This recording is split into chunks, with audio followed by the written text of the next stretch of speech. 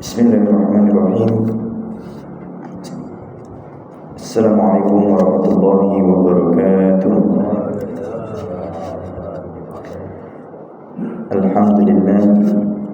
Alhamdulillahilladzi arsala rasulahu bil huda wa dinil haqq yuzhiruhu 'ala dini kulli wa kafa billahi shahida.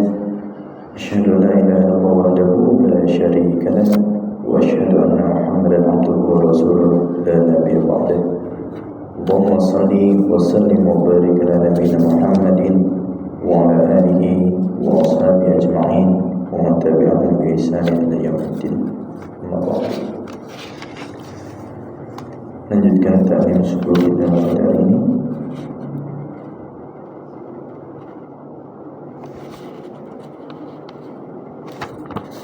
Diriwayatkan dari Salman Al-Farisi radhiyallahu anhu bahwa Nabi sallallahu alaihi wasallam bersabda, sesungguhnya seorang muslim apabila bertemu dengan saudara muslim lainnya lalu menjabat tangannya, maka gugurlah dosa-dosa keduanya seperti gugurnya daun-daun dari pohon yang kering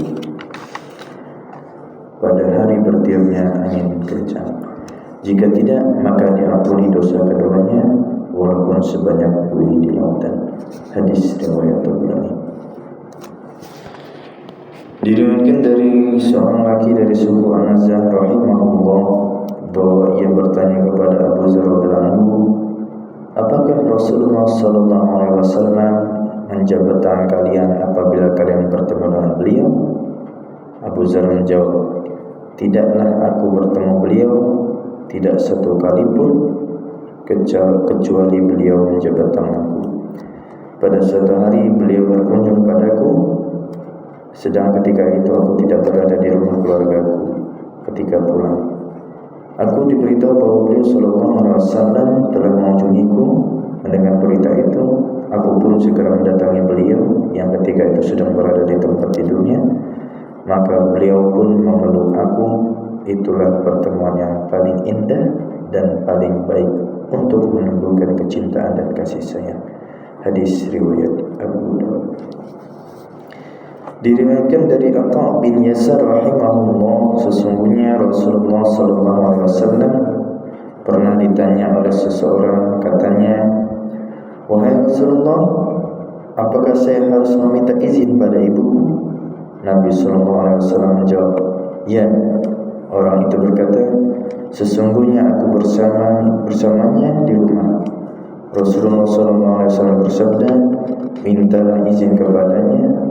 Orang itu berkata, sesungguhnya aku suka melayani keperluannya. Rasulullah SAW bersabda, mintalah izin kepadanya. Sukakah engkau melihat ibumu dalam keadaan telanjang? Orang itu menjawab, tidak. Nabi SAW bersabda, karena itu mintalah izin kepadanya. Hadis riwayat Imam Malik. Diriwayatkan dari Muzaid rahimahullah yang menceritakan suatu ketika saat datang ke rumah Nabi sallallahu alaihi wasallam, lalu ia berdiri menghadap ke pintu rumah beliau untuk meminta izin.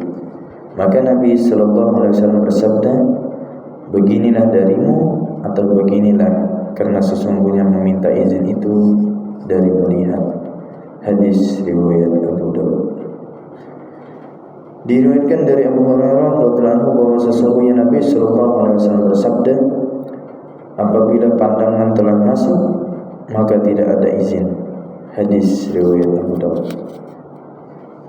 Diriwayatkan dari Abdullah bin Bishr radhiyallahu anhu bahwa ia mendengar Rasulullah sallallahu alaihi wasallam bersabda, janganlah mendatangi pintu untuk meminta izin tepat dari arah pintunya, tetapi datangilah dari sampingnya lalu minta izinlah. Jika kalian diberi izin, maka masuklah, dan jika tidak diberi izin, maka kembalilah. Hadis riwayat Abu Dawud. Diriwayatkan dari Ibnu Umar radhiyallahu anhu dari Nabi sallallahu alaihi wasallam bersabda, tidak boleh seseorang menyuruh orang lain berdiri dari tempat duduknya lalu ia duduk di tempat duduk orang itu. Hadis riwayat Bukhari. Diriwayatkan dari Abu Hurairah radhiyallahu anhu bahwa sesungguhnya Rasulullah sallallahu alaihi wasallam bersabda, barang siapa yang berdiri pergi dari tempat duduknya lalu ia kembali lagi, maka dialah yang lebih berhak untuk duduk di tempatnya lagi. Hadis riwayat Muslim. Demikianlah tafsir kita pada hari ini. Mudah-mudahan apa kita dengar bermanfaat dan diridhai oleh Allah Subhanahu wa taala. Amin ya rabbal alamin. Mari kita akhiri dengan kafaratul majlis. Subhanakallahumma wa bihamdika asyhadu an la ilaha illa anta astaghfiruka wa atubu ilaik.